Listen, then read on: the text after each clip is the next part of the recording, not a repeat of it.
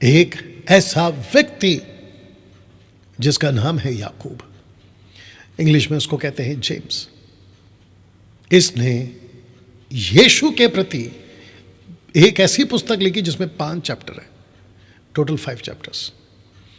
इस व्यक्ति की जो पुस्तक है, जिसको याकूब की पुस्तक भी कहते हैं, द बुक ऑफ जेम्स भी कहते हैं, बाइबल के अंदर, बहुत ध्यान से सुनना, मजे की बात बताने जा रहा हूं, शॉकिंग न्यूज है ये, कि टोटल न्यू टेस्टमेंट का ये पहला पुस्तक है। वाव तो जिसके चलते लिखा है the first book of new testament. और कब लिखी आप ये भी देख लीजिएगा, AD 44 to 49, पहली सदी के 44 से 49 या जो भी है। शॉकिंग या ऐसा इतिहास कहती है, बड़े बड़े स्कॉलर्स इसको मानते हैं, और जिसके चलते मैं समझता हूं कि यह सच भी है, क्योंकि ये जो लिस्ट है इसके मुताबिक जो हिस्ट्री में हमारे पास में जो रिसोर्सेस हैं, जहां से हम जानकारियां हासिल कर सकते हैं, उसके मुताबिक मैं चाहता हूं कि इसको पॉज करके बाद में आप एक एक करके आप इसको पढ़ लेना या देख लेना कि कौन सी पुस्तक कब लिखी गई। तो आपको सबसे पहले जो पुस्तक है लिस्ट में वो जेम्स की किताब होगी, यानी याकूब की किताब। तो जिसके चलते मैंने ये स्लाइड आपके बीच में रखा हूं, the first book of new testament, book of James. Wow, interesting right. Okay, अब प्रश्न उठता है, ये याकूब कौन है, ये जेम्स कौन है? आपके बीच चित्र रखने जा रहा हूं, और मैं चाहता हूं कि आप बड़े ध्यान से आज की पुस्तक की इंट्रोडक्शन, जो शुरुआत में जो परिचय जिसको कहते हैं ना, उसको आपको समझना होगा, ताकि बाकी बातें आप भी समझ पाओगे कि व्यक्ति कौन है। इस व्यक्ति का नाम है याकूब, यानी कि जेम्स, और साथ ही साथ लिखा है कौन था याकूब, क्वेश्चन मार्क। गेट रेडी, ये यीशु का, प्रभु यीशु का भाई था। इसका मतलब ये हुआ कि यीशु की माता मरियम, ओके, उसी की कोख से याकूब पैदा हुआ है। ओके, तो जिसके चलते लिखा है याकूब कौन था? याकूब प्रभु का भाई था, यीशु का भाई था, इसलिए प्रभु लिखा है मैंने ना। डैनियल भाई, इसका रेफरेंस कहाँ है, मतलब कैसे बता सकते हैं? तो गलातियों की किताब, उसका पहला अध्याय वचन 19, the book of Galatians chapter 1 verse 19 लिखा है, पौलुस का स्टेटमेंट है। कहता है कि परंतु प्रभु के भाई याकूब को छोड़ और प्रेरितों में से किसी से ना मिला। तो इसका मतलब क्या है? इसका मतलब यह हुआ कि याकूब जो है, पौलुस के हिसाब से यह बताता है कि मेरा जब उद्धार हुआ और जब मैंने सत्य को जाना और जब मैं सीने पर्वत पर से लौटकर आया, तो कहता है कि मैं प्रभु के भाई याकूब को छोड़ किसी से नहीं मिला। You understand? या प्रभु भोज रेडी किया? Okay, good. रखो, मैं बाद में मांगूंगा। Amazing, amazing. दोस्तों, अभी तक कैसा लग रहा है? ओके, आशा करता हूं कि आप ये बात को समझ गए। इस व्यक्ति को, जिसको हिंदी में कहते हैं याकूब, इंग्लिश में कहते हैं जेम्स, इसका हिब्रू नेम है याकोव, और इसका ग्रीक नेम है इकोबोस। ओके, ये इसका प्रोनाउंसिएशन ऐसा कुछ होगा ना। मैं चाहता हूं कि इस व्यक्ति की एक इंटरेस्टिंग पार्ट आपके बीच में रखूं। लिखा है कि 20 साल तक कलीसिया का खंबा था याकूब, 20 साल तक। इसको कहते हैं कि यीशु का ये भाई, यीशु के साथ 3.5 साल, हालांकि वो तभी विश्वास नहीं किया था, इसने 3.5 साल यीशु को अपना जीवन, जब यीशु जिंदा थे पृथ्वी पे, तब नहीं दिया था। लेकिन जब यीशु जी उठे, क्रूसिफिकेशन को देखा, प्रकाशन इसको मिला, उसके बाद इसका जीवन बदला। उसके बाद यीशु के असेंशन, यानी कि उठा लिए जाने से लेकर उसके आगे जब तक ये जिंदा था, 20 साल तक इसने अपनी सेविकाई दी। हाँ, ये बात अलग है जो मैं अभी से बता देता हूँ कि ये एक नेचुरल डेथ नहीं मरा, यानी कि इसकी स्वाभाविक मृत्यु नहीं हुई, इसको शहीद किया, मतलब इसको मार्टियर जिसको कहते हैं ना, शहीद हो गया, ये इसका कत्ल हो गया था प्रभु में। ओके ना दोस्तों, मैं चाहता हूं कि गलातियों 2:9 आपके बीच में रखूं, जो कि बताता है कि याकूब कलीसिया का खंबा था। गलातियों 2:9 लिखा है कि याकूब और कैफा मतलब पतरस और यूहन्ना यानी कि जॉन ने जो कलीसिया के खंबे समझे जाते थे। आपको बताता चलूं कि जो यीशु का चेला था याकूब भी उसका भी नाम है, उसकी मृत्यु हो गई थी एक्ट चैप्टर 12 में, लेकिन ये याकूब दिखाई दिया एक्ट चैप्टर 15 में। हालांकि मैं वहाँ पे अभी नहीं जाऊँगा, बस मैंने आपको बता दिया जानकारी के लिए, ठीक है ना। तो जिसके चलते आपको ये बात पता होनी ज़रूरी है कि इसने अपनी मिनिस्ट्री 20 साल कलीसिया को दी और बहुत सारे डॉक्ट्रिन पे, मसीह सिद्धांत जिसको कहते हैं, ये उसको लेके चला। और इसी की पुस्तक से आज बहुत कुछ बातें आपके बीच में मैं रखता चला जाऊंगा ना। दोस्तों, याकूब पहले विश्वास नहीं करता था, यह विश्वासी नहीं था। यूहन्ना की किताब उसका 7:5, the book of John chapter 7:5 लिखा है, क्योंकि उसके भाई भी उस पर विश्वास नहीं करते थे। यही तो मैंने अभी आपको कहा कि 3.5 साल की मिनिस्ट्री में याकूब ने यीशु के 3.5 साल की मिनिस्ट्री बात कर रहा हूं, विश्वास नहीं किया था। जैसे बाकी लोग कहते थे यीशु के बारे में, यीशु के रिश्तेदार, रिलेटिव्स, उसके कजन्स यीशु को कहते थे कि इसका चित्त यानी कि दिमाग ठिकाने पे नहीं। यूहन्ना की किताब उसका 10:20 कहता है कि वो पागल है, शास्त्री फरीसी कहते हैं।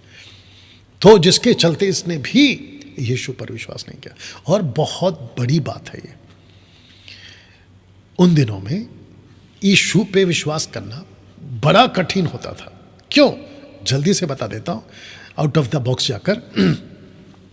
क्योंकि यीशु एक ऐसी जिसको कहते हैं ना, पृथ्वी पे जन्म लिया जो कि बहुत साधारण था, जिसको हम कह सकते हैं कि जैसे कोई पैदा होता है वैसा यीशु पैदा हो गया। शास्त्री फरीसी क्या सोच रहे थे? ऊपर से कोई मसीहा आएगा, अचानक से कोई बिजली गरजेगी, अचानक से कहीं पे भूकंप आ जाएगा, अचानक से कुछ बड़ा धमाका हो जाएगा, उसके बाद एक फरिश्ता प्रभु यीशु के रूप में या फिर मसीहा के रूप में ऐसा बड़ा सा उतरता हुआ दिखाई देगा। ये सोच उन दिनों में हो सकती है, और जिसके चलते यीशु के पहला वाला प्रॉफिट, जिसको कहते हैं the last prophet of the Bible, John the Baptist तक को ये प्रश्न आ गया मन में कि आप ही हैं या कोई और। तब आप सोच के देखिए, याकूब का तो बहुत दूर तक है बात। तो जल्दी से विश्वास यीशु पे उन दिनों में करना, उन दिनों के मसीहा के जूइश लोगों के लिए भी एक बहुत बड़ा प्रश्न था। और जो दावे यीशु करता था, वो दावे उनको हजम नहीं होती थी, डाइजेस्ट नहीं होता था।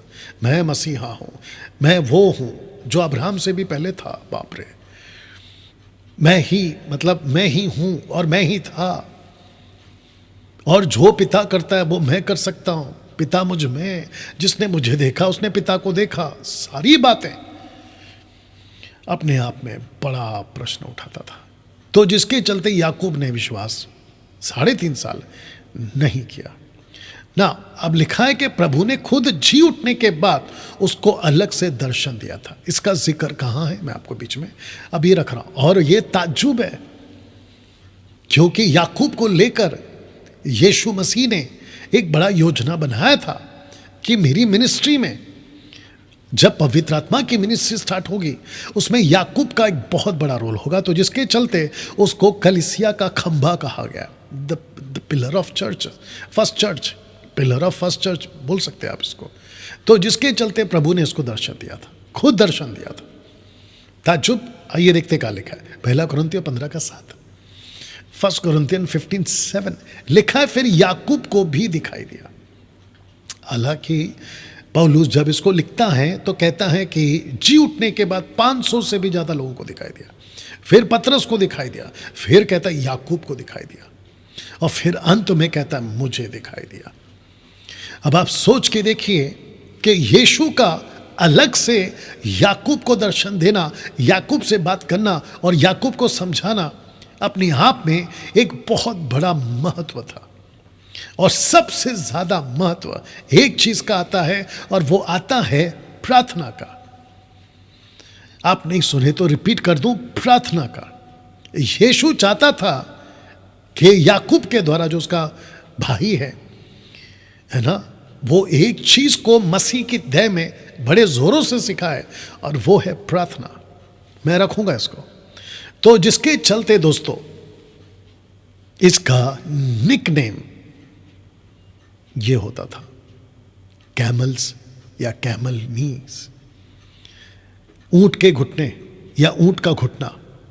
अब आप ये चित्र को देखो, और ऐसा हिस्ट्री में जितने भी स्कॉलर्स हैं इस बात को मानते हैं, जिसको कहते हैं ना फादर्स ऑफ चर्चेस, और जो पहले के चर्च फादर्स थे ये मानते हैं, लिखा है कि याकूब प्रार्थना वाला सेवक था।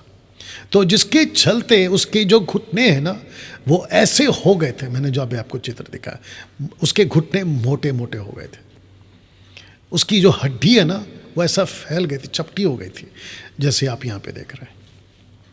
ये बहुत प्रार्थना करता था, और जिसके चलते मैं समझता हूं कि जिसको हम कहते हैं ना कि टोटल 16 प्रॉफिट्स में से एक ऐसा प्रॉफिट, जो 4 मेजर प्रॉफिट्स हैं उसमें से एक प्रॉफिट है, उसका नाम है यर्मिया। उसका भी जीवन प्रार्थना का और आंसुओं का।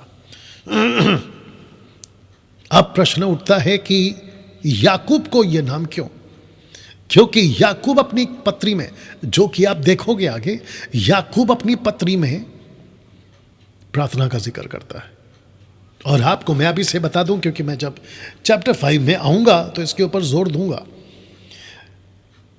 जितने भी विश्वासी हैं, जिसका उद्धार हो चुका है और जिसने मसीह को जान लिया है, और आपको बेसिक स्टडी मिल चुकी है 6 महीने की, 1 साल की मैक्सिमम, 1 साल के ऊपर तो नहीं जाऊंगा मैं, तो जो 1 साल तक का मसीह है उसने खुद प्रार्थना करना है।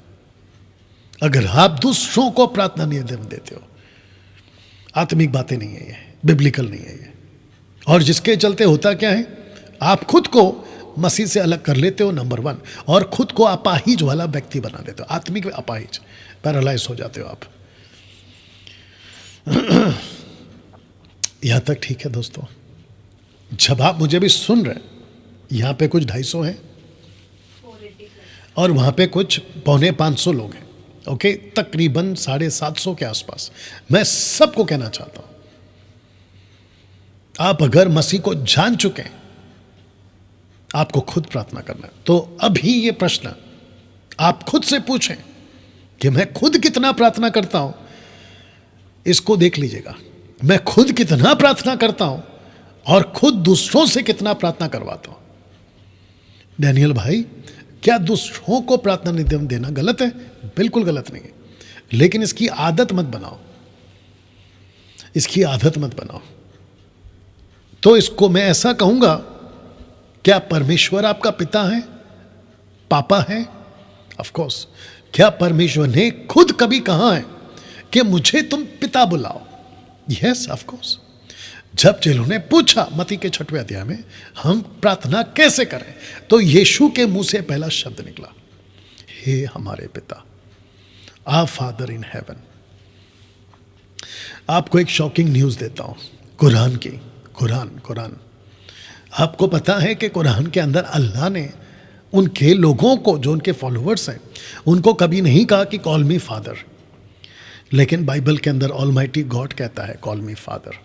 वाह! और पवित्र आत्मा आकर क्या कहता है कि उसने आपको और हमको अंदर ये गवाही दी है कि हम उसके संतान हैं और वो हमारा अबा फादर है, अबा फादर।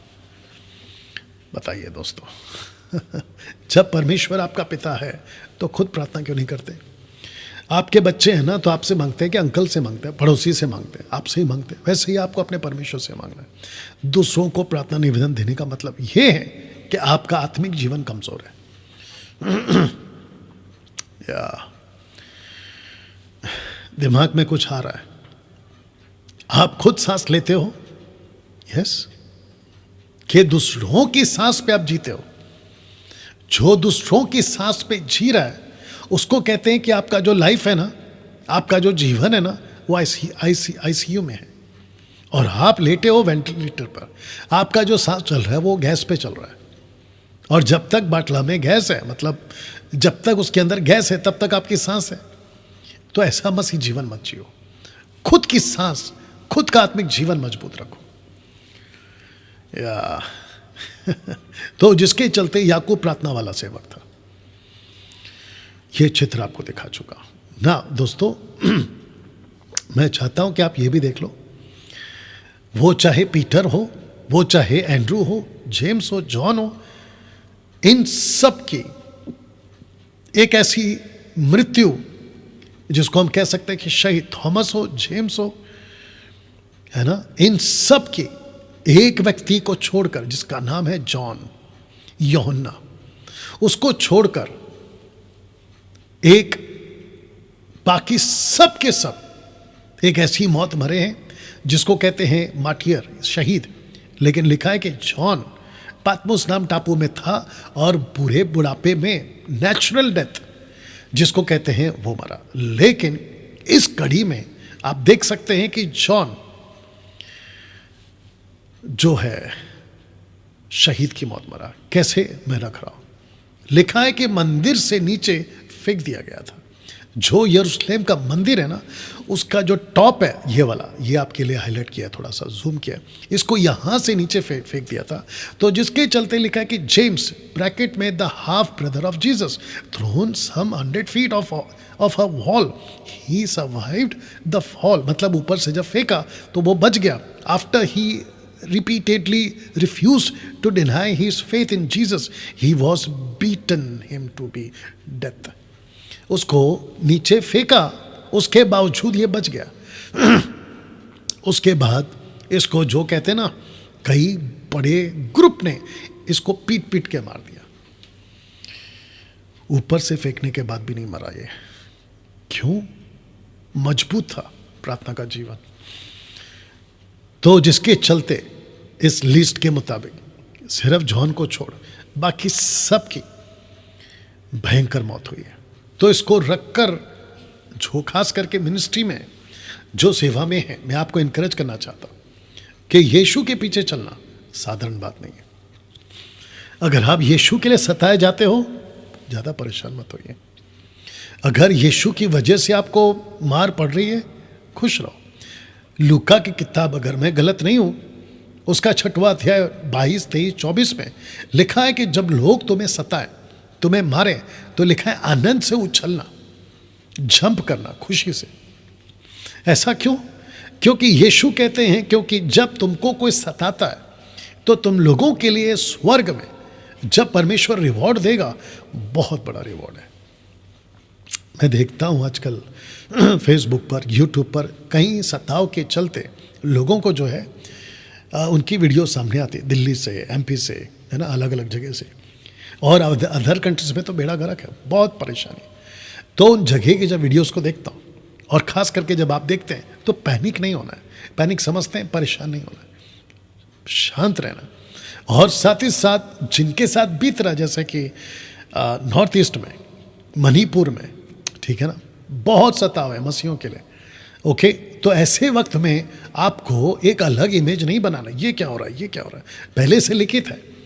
यीशु साफ कहते हैं कि मुझ गीले को नहीं छोड़ा तो तुम सूखे के साथ क्या करेंगे, मुझे नहीं छोड़ा तो तुम्हारे को भी नहीं छोड़ेंगे। ये बात यीशु बता चुके हैं। बल्कि मैं उन सबको इनकरेज करता हूँ जिनको सताव सहना पड़ा, किसी भी वजह से, किसी भी एंगल में और किसी भी रूप में, खुश रहो और परमेश्वर को धन्यवाद दो। और जिसके चलते याकूब समझ चुका था कि मसीह जीवन आसान नहीं होने वाला, तो ये व्यक्ति प्रार्थना में था और ये खूब प्रार्थना करता था, खुद भी प्रार्थना करता था और खास करके उन लोगों के लिए प्रार्थना करता था जो मिनिस्ट्री में है, मिशन में है। या इसी बात को आगे भी देखेंगे जब 5वां अध्याय आएगा। तो दोस्तों, मंदिर के ऊपर से, जिसको यीशु को भी लेकर गए थे, कंगूरे पे खड़ा किया था, अगर आपको याद होगा, मत्ती 4, लूका 4 में, यहाँ से उसको नीचे फेंक दिया था।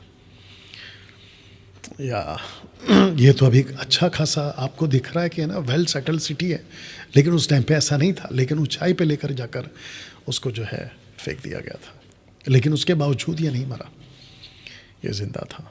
लेकिन भीड़ ने इसको जो है पीट पीट कर मार दिया। ओके, अब बात करते हैं दोस्तों इस चित्र की, और मैं यहाँ से आपको कुछ समझाना चाहता हूँ। ओके, तो एक्ट चैप्टर 1 वर्स 14 लिखा है कि ये सब कई स्त्रियों यीशु की माता मरियम और उसके भाइयों के साथ एक चित होकर प्रार्थना में लगे रहे, और उसके बीच में याकूब था। लिखा है 120 में ये भी था, 120 में ये भी था। याद रखो, पवित्र आत्मा जब उतरा तो 120 पे उतरा, 120 पे उतरा, 12 पे नहीं, 120 पे उतरा।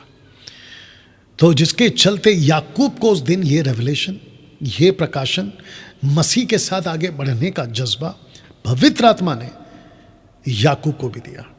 तो याकूब ने सभी कलीसियाओं को 12 तरह के सुधार के आदेश दिए थे, टोटल 12 तरह के सुधार के आशीष, ठीक है ना। 5 किताब में आपको ये मिल जाएगा। तो सबसे पहला, नाना प्रकार की परीक्षाओं में स्थिर रहने की सलाह या सुधार। दूसरा, बुद्धि को मांगते रहो, घटी है तो मांगते रहो, इसका सुधार। पाप की अभिलाषाओं से बच के रहो, इसका सुधार या करेक्शन या सलाह। चौथा, पक्षपाती की सभा ना चलाएं, पक्षपाती की सभा ना चलाएं। चैप्टर 2 में जब आएंगे तो आपको सिखाएंगे। 5वां, विश्वास और कर्म दोनों करें। कौन सा कर्म? सैल्वेशन के लिए कर्म नहीं करना है, लेकिन जिसको कहते हैं ना इंग्लिश में चैरिटी करना। मत्ती का 5वां अध्याय, माफ करना, मत्ती का 25वां अध्याय आपको याद है। यीशु कहता है मैं भूखा था, मैं प्यासा था, मैं जेल में था, मैं बीमार था, और सब कुछ जो तुमने किया, वो कहते हैं धर्मी लोग कहते हैं राइट साइड वाले, हमने कब किया आपके साथ? कहता है जिसने मेरे लोगों के साथ किया उसने मेरे साथ किया।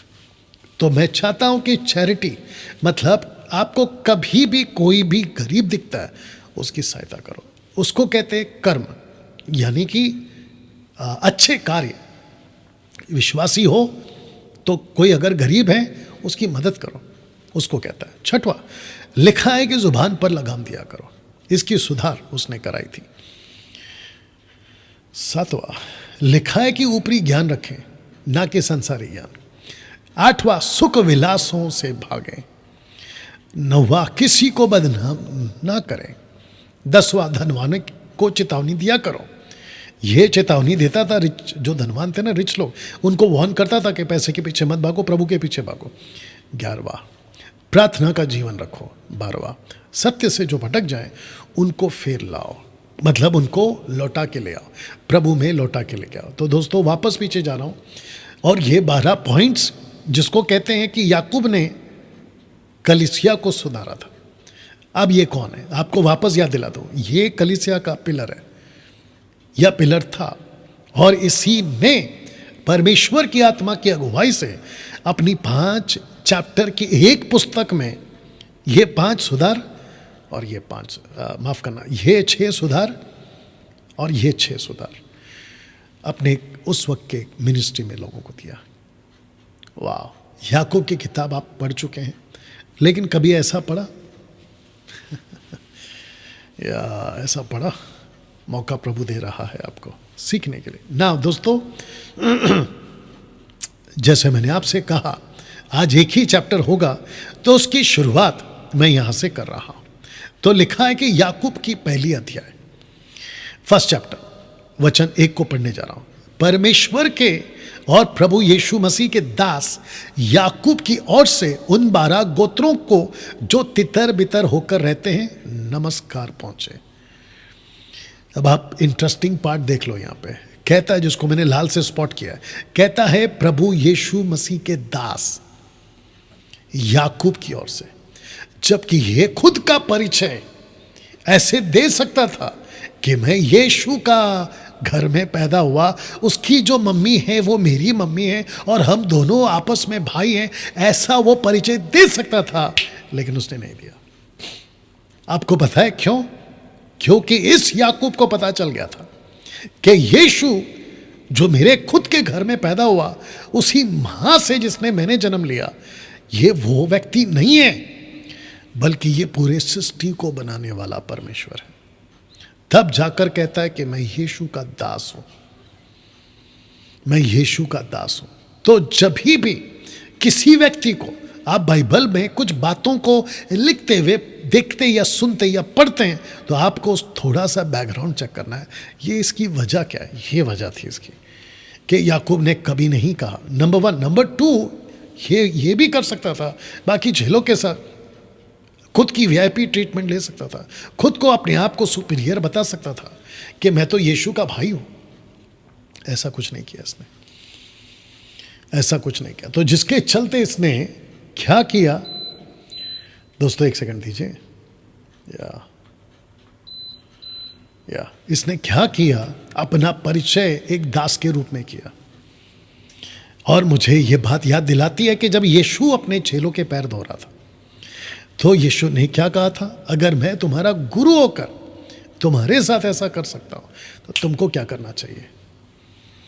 इसको कहते हैं कि याकूब हमको बता रहा है कि नम्र बनो या नम्र बनो।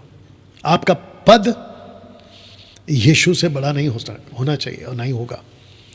इसलिए जॉन द बैप्टिस्ट क्या कहता है, वो बड़े मैं घटूं, वो बड़े मैं घटूं ना। इस व्यक्ति ने लेटर किसको लिखा, कहता है जो तितर बितर हो गए थे। तो आपको बता दूं, एक्ट चैप्टर 8 में जब सताव बढ़ गया, स्टीफन की मृत्यु हो गई, पत्थर से उसको मार दिया, शहीद कर दिया गया था, तो लिखा है 8:1 से, अगर आपने कभी पढ़ा होगा, चाहिए तो पॉज करके बाद में पढ़ लेना उसको। लिखा है कि कलीसिया तितर बितर हो गई, उन 12 गोत्रों को जो तितर बितर होकर रहते हैं नमस्कार पहुंचे। तो किसको लेटर लिख रहा है, इजराइल के 12 गोत्रों को। वाह, 12 गोत्रों को लिखा है कि हे मेरे भाइयों, जब तुम नाना प्रकार की परीक्षाओं में पढ़ो तो इसे पूरे आनंद की बात समझो। वाह ऐसा क्यों कह सकता है। देखो, एक जो व्यक्ति होता है ना प्रार्थना वाला, वो समझ पाता है कि बात क्या हो रही है।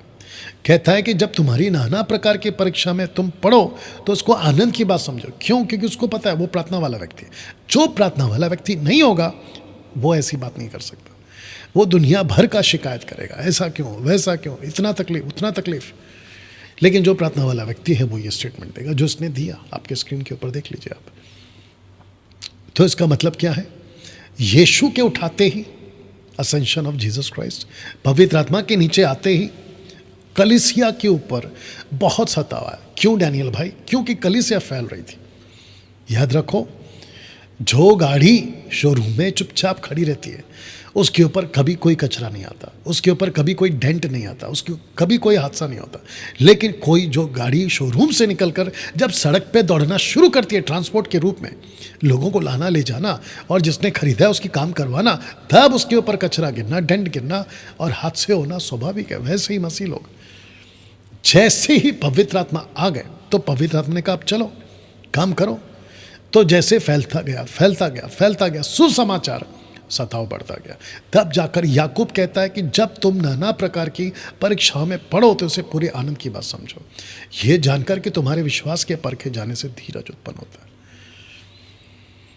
वाह, आपके विश्वास के परखे जाने से फेथ में कितने हो ये पता चलता है, मजबूती कितनी है ये पता चलता है। और साथ ही साथ जब सताव सहते हो आप और सह सह कर आप मजबूत हो जाते हो तो आपके अंदर आता है पेशेंस, धीरज।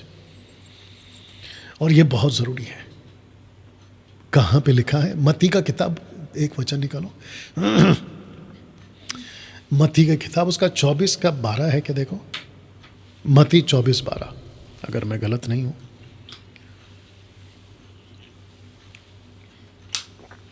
जी, मत्ती 24:12 पढ़ो। अधर्म के बढ़ने से बहुतों का प्रेम ठंडा पड़ जाएगा, हाँ, परंतु जो अंत तक धीरज धरे रहेगा उसी का उद्धार होगा। ओके, तो इसको कहते हैं वचन 12, राइट? वाह, जो अंत तक धीरज रखेगा उसी का उद्धार होगा। तो लिखा है कि जब तुम्हारे विश्वास की परख हो तो इससे क्या पैदा होता है? धीरज पैदा होता है।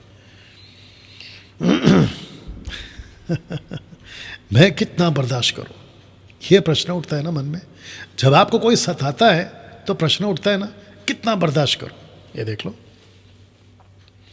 लिखा है कि अंत के दिनों में जब अधर्म बढ़ेगा, बहुतों का प्रेम ठंडा हो जाएगा। क्यों? क्योंकि वो धीरज नहीं रख सके, गिव अप कर दिए, गिव अप कर दिए।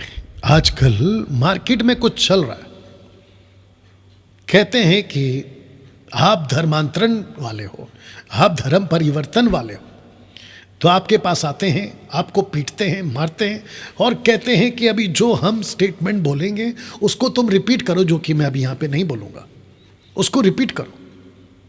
और ऐसे टाइम पे क्योंकि मार पड़ रही है, आप डर जाते हैं। मत डरो। यीशु क्या कहते हैं पता है? रेफरेंस याद नहीं आ रहा है। यीशु कहते हैं कि उससे मत डरो जो तुम्हारे शरीर को मार सकता है, बल्कि उससे डरो जो आत्मा और शरीर दोनों को नरक में डाल सकता है। याद आ गया आपको? या तो अगर कोई आपको मॉब लिंचिंग हो रही है, आपको मतलब 20-50-25 लोग मिलके पीट रहे हैं, ऐसे टाइम पे आपके अंदर क्या चलना चाहिए? मैं जानता हूं बोलना आसान है, जब बीतता है तब कठिन होता है। उसके बावजूद बोल रहा हूं, आपके अंदर ये चलना चाहिए, कुछ भी हो जाए, कुछ भी हो जाए, लेकिन मुझे अपने धीरज में बने रहना। तो ऐसे टाइम पे आपके कपड़े फाड़ते, आपको पीटते, लहू लुहान कर दिए, सब कुछ हो रहा है, और जब वो कहते ना ये स्टेटमेंट बोलो अभी, तब जाके हम तुमको छोड़ेंगे। ऐसे टाइम पे आपको उनको बोलना है, भैया ये तो नॉट पॉसिबल, ये नहीं होगा हमसे, ये नहीं होगा हमसे। तो लिखा है कि जब तुम नाना प्रकार की परीक्षाओं में पढ़ो तो इसे आनंद की बात समझो। दूसरा, जब विश्वास की परख हो तो इससे क्या उत्पन्न होगा? धीरज उत्पन्न होगा। वचन 4, पर धीरज को अपना पूरा काम करने दो कि तुम पूरे सिद्ध हो जाओ और तुम में किसी बात की घटी ना रहे। सही, आप सोच के देखिए कि जब पौलुस और सिलास को एक्ट चैप्टर 16 वर्स 25 में, जब पौलुस और सिलास को जेल में बंद कर दिया गया था, रात भर उनको पीटा था, ना खाना ना पानी, और ऊपर से बदन में कपड़े नहीं। और याद रखो कि जिस जगह पे थे वह ठंड बहुत थी, उसके बावजूद ये लोग रात भर क्या कर रहे थे? दो बात, एक प्रार्थना कर रहे थे, उसके बाद आराधना कर रहे थे। मैं रिपीट करता हूँ, प्रार्थना, आराधना। आराधक लोग कहते हैं, वर्शिपर्स कहते हैं आराधना, बकवास। पहला लिखा है प्रार्थना। या आप आराधना के खिलाफ है क्या डैनियल भाई? बिल्कुल नहीं, लेकिन ये जो सिस्टम चलता है ना इन लोगों का, उसके खिलाफ हूं मैं। तो पौलुस और सिलास अगर गिव अप कर देते, वो भूकंप आता नहीं आता। अगर वो कहते इतना मत पीटो, आप जो कहोगे वो हम सुनने को तैयार हैं, आप जो स्टेटमेंट रिपीट करने को कहोगे हम वो मानेंगे, ऐसा अगर कह देते, तो लिखा है कि धीरज को अपना काम पूरा करने दो। So don't give up. Okay ना। वचन 5 लिखा है, पर यदि तुम में से किसी को बुद्धि की घटी हो तो परमेश्वर से मांगो, जो बिना उलाहना दिए सबको उदारता से देता है, उसको भी दी जाएगी, उसको दी जाएगी। कौन सी बुद्धि? इस कॉन्सेप्ट में आपको बुद्धि चाहिए। आपको पता है, एक काम करो, लूका 12:12 पढ़ो। इसको पढ़ते हैं दोस्तों, लूका 12:12, लूक 12:12।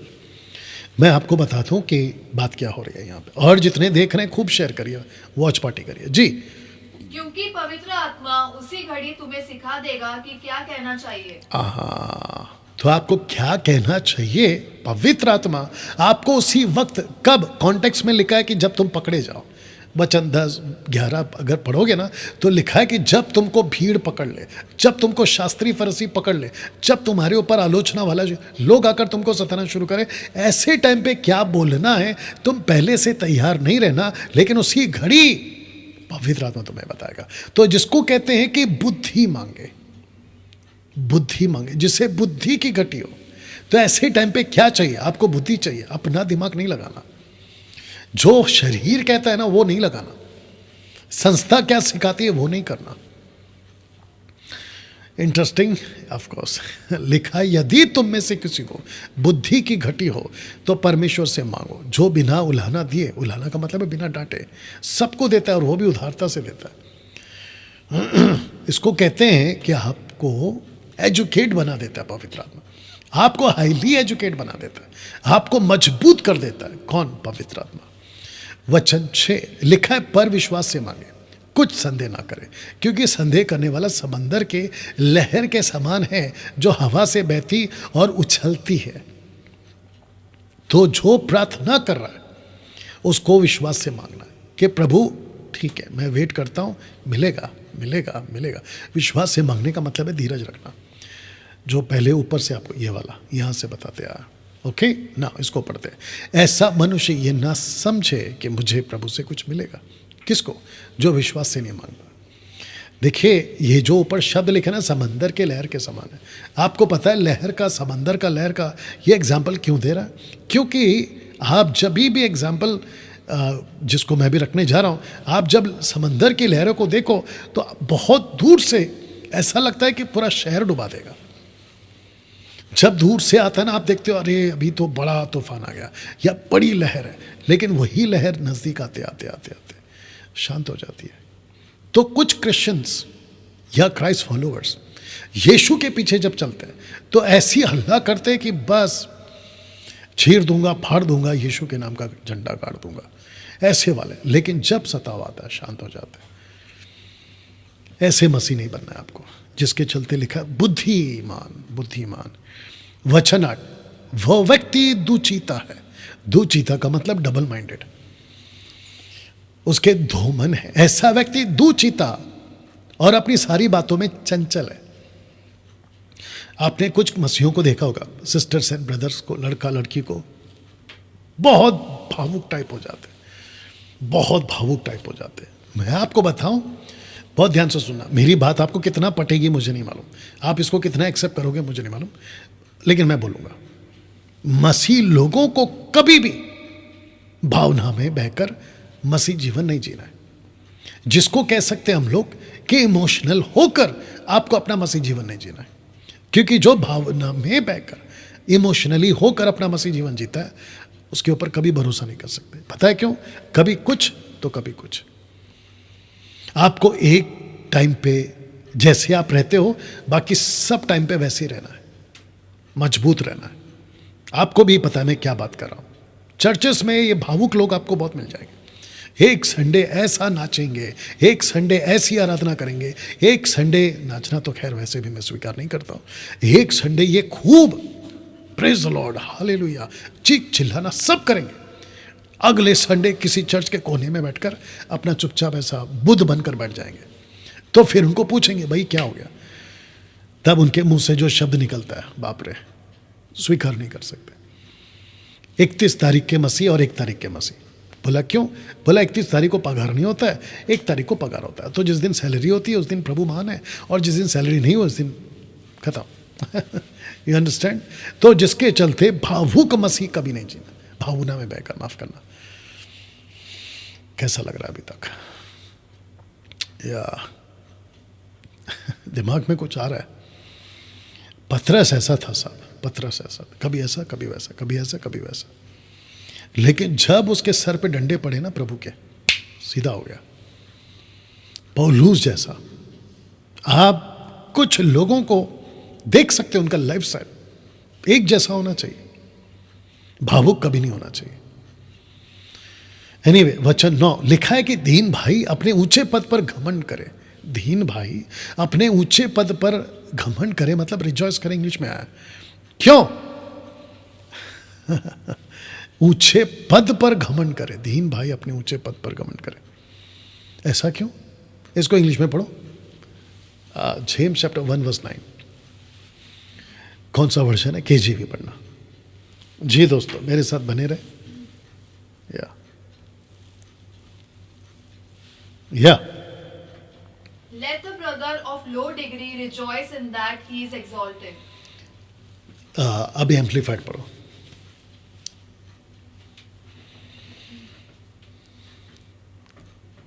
या और जितने बने हुए हैं खूब शेयर करें, वॉच पार्टी करें। जेम्स चैप्टर 1 वर्स 9 पढ़िए। Let the brother in humble circumstances glory in his high position as a born again believer called to the true riches and to be an heir of God. वाह, मतलब एक ही है सबका। दीन भाई अपने ऊंचे पद पर घमंड करे। क्यों? मतलब खुशी मनाए। क्योंकि नंबर 1 वो दीन है, और बाइबल कहती है जो खुद को नीचे करेगा वो ऊंचा उठाया जाएगा, जो खुद को पीछे रखेगा उसको आगे बुलाया जाएगा। और क्योंकि वो दीन है, ऊंचे पद पे प्रभु ने उसको रखा है, इसलिए क्योंकि वो दीन है। तो कुछ लोग कहते हैं ना कि डैनियल भाई आप कभी कभी बात करते हुए घमंडी लगते हैं। अच्छा, लगता नहीं भाई, मैं करता हूं। इस वचन के मुताबिक तो मैं बोल ही सकता हूँ। यिर्मयाह 9:23 तो और भी बोल सकता हूँ, लेकिन फिलहाल इस पे बात करते हैं। लेकिन कहता है कि वो साथ ही साथ दीन भी है, दीन भी है, नीचे भी है वो। ओके ना, वचन 10 पे जाते हैं। लिखा है कि धनवान अपनी नीच दशा पर, क्योंकि वह घास के फूल की तरह जाता रहेगा। तो वचन 9 और वचन 10 का आप कनेक्शन देख लीजिएगा। जो दीन है वो ऊंचे पर होगा, लेकिन जो खुद को धनवान समझता है वो नीच दशा पर, क्योंकि वह घास के फूल की तरह जाता रहेगा। तो 9 और 10 को एक साथ पढ़ेंगे तो ऐसा आएगा, दीन भाई अपने ऊंचे पद का घमंड ना करे, माफ करना, दीन भाई अपने ऊंचे पद पर घमंड करे, धनवान अपनी नीच दशा पर।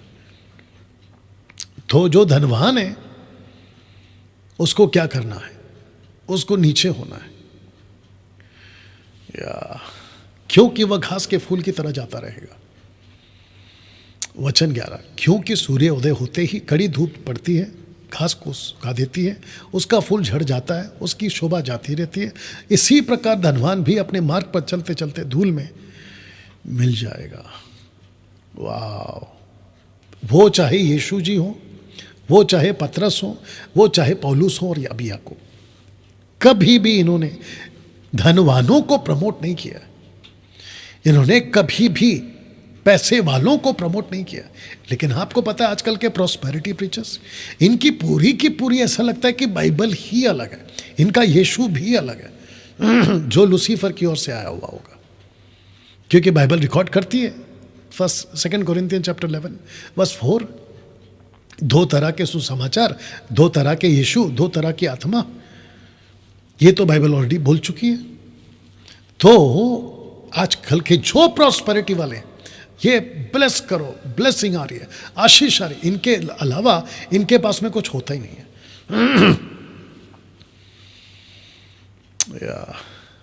प्रेज गॉड कि मसीह की देह में मुझ जैसे 10% सही प्रचारक परमेश्वर ने रखे। कुछ 2-3 टॉपिक, 2 से भी 3 से भी ज़्यादा हो जाएंगे, आजकल बहुत टॉप पे हैं, कुछ 10 सालों से। आशीष वाली टॉपिक, अभिषेक वाली टॉपिक। बोला अभिषेक बंधन तोड़ता है, किसने बोला आपको?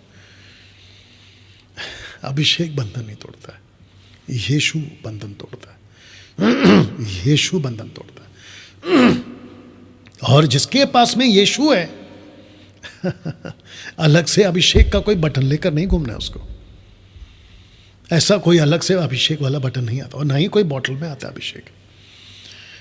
ओल्ड टेस्टमेंट में ही अभिषेक चलता होगा, कॉन्सेप्ट अलग है, लेकिन हम न्यू कवरेंट के लोग हैं, हम अभिषेक के पीछे नहीं भागते।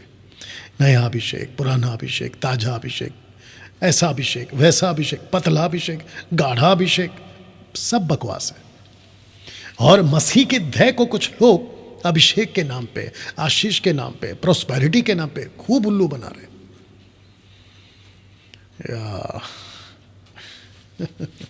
आपको यह समझना बहुत जरूरी है दोस्तों। यहां तक ठीक, आगे जाते हैं।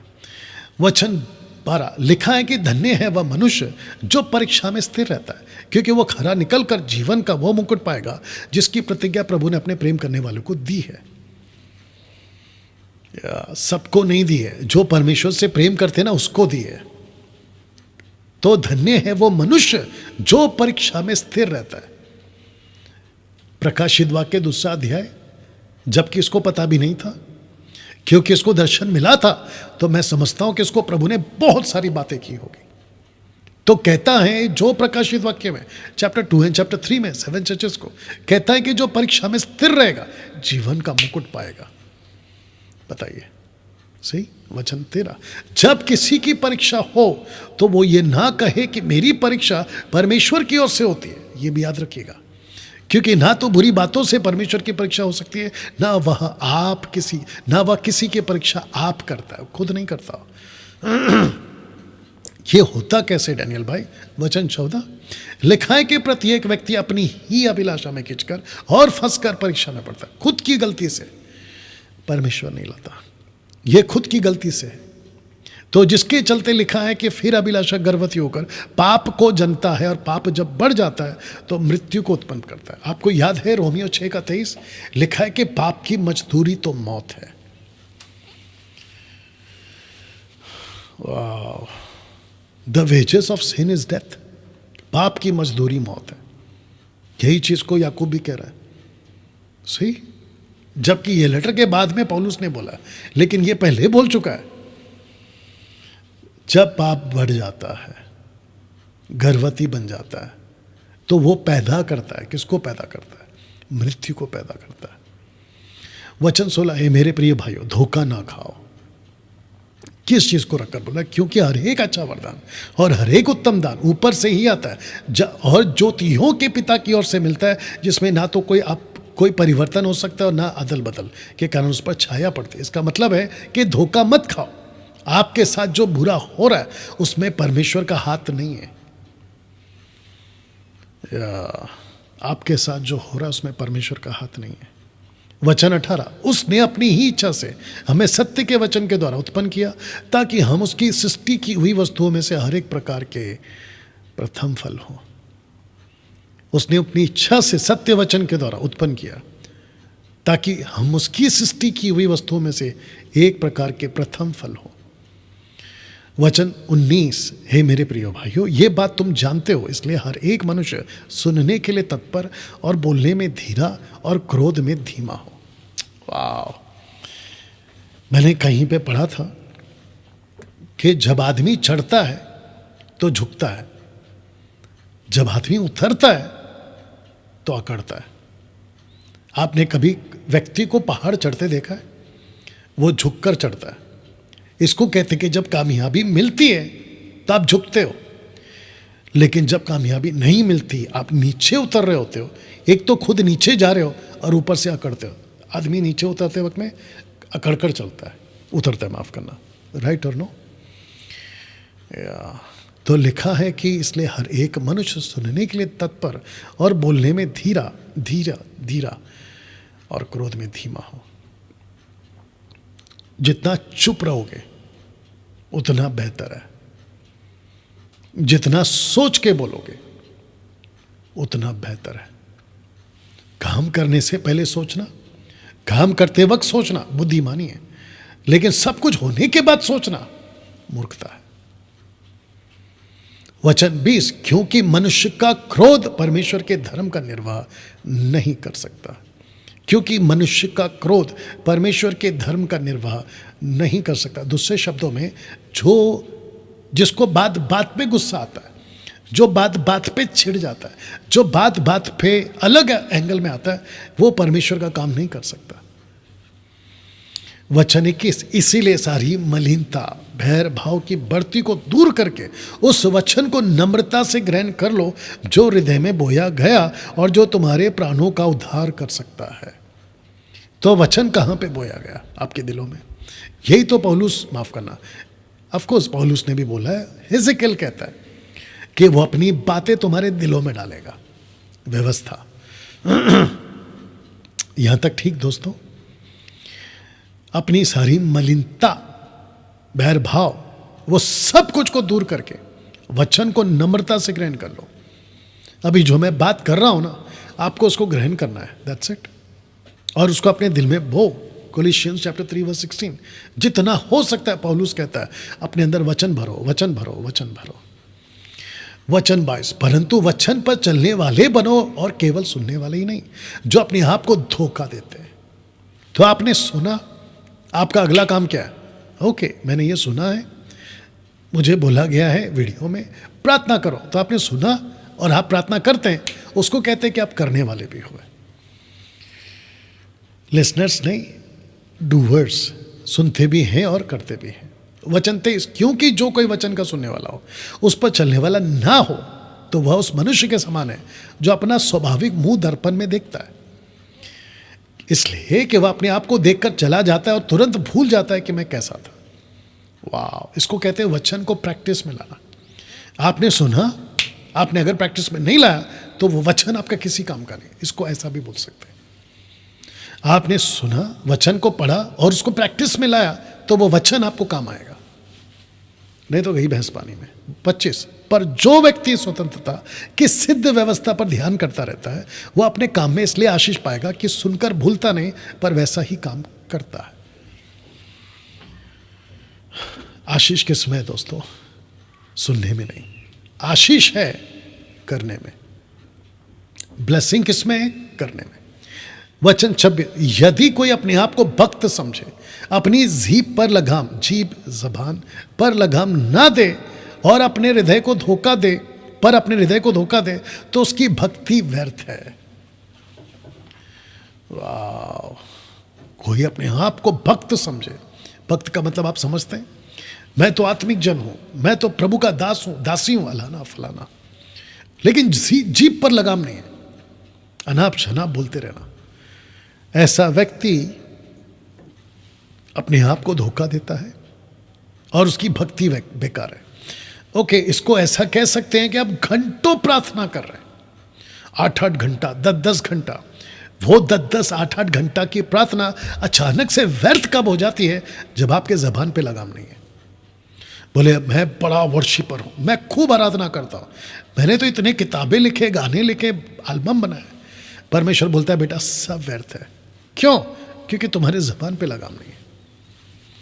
बताइए, मैं बड़ा पास्टर हूं, मैं बहुत बड़ा प्रीचर हूं, अलाना हूं, फलाना हूं, लेकिन जबान पे लगाम नहीं है, तुम्हारी भक्ति व्यर्थ है।